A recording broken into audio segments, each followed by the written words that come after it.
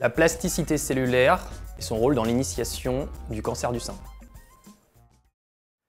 Il y a bien longtemps, dans une galaxie lointaine, très lointaine.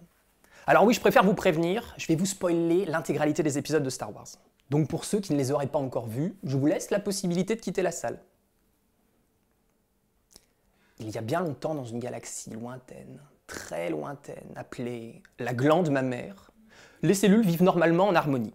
Mais il arrive parfois que ce bel équilibre soit chamboulé par une perturbation de leur environnement ou par un problème venu de l'intérieur même des cellules, un oncogène.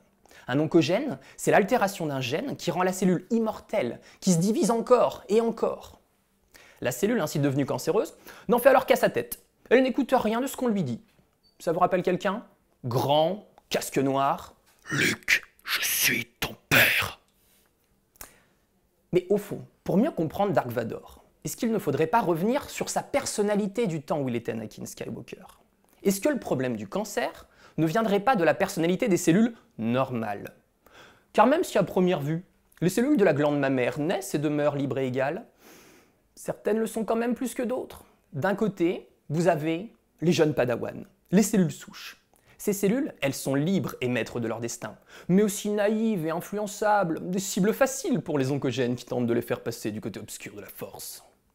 Et de l'autre, vous avez les maîtres Jedi, les cellules dites différenciées, qui proviennent de ces mêmes cellules souches, mais pour qui l'avenir est déjà tout tracé.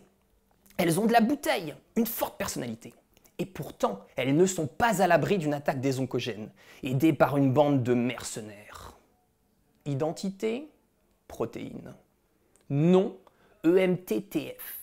Mission, rendre les cellules malléables et permettre aux oncogènes d'agir pour les transformer en cellules cancéreuses. Notre hypothèse est que les oncogènes recrutent ces facteurs mercenaires EMTTF pour manipuler les cellules différenciées, changer leur identité pour les transformer en cellules cancéreuses. C'est ce qu'on étudie au laboratoire. À partir de cellules de la glande mammaire, on introduit des oncogènes, on empêche le recrutement de ces facteurs mercenaires EMTTF et on regarde si ces cellules deviennent cancéreuses. Au fond, on va pouvoir savoir si ces facteurs sont nécessaires, indispensables pour la transformation vers un cancer. Et mieux, on pourrait ainsi le prévenir. Au final, dans notre histoire, Anakin ne serait jamais devenu Dark Vador. Et comme dirait Maître Yoda, le chemin vers le cancer, il faut explorer pour que du côté lumineux de la force, la cellule puisse demeurer.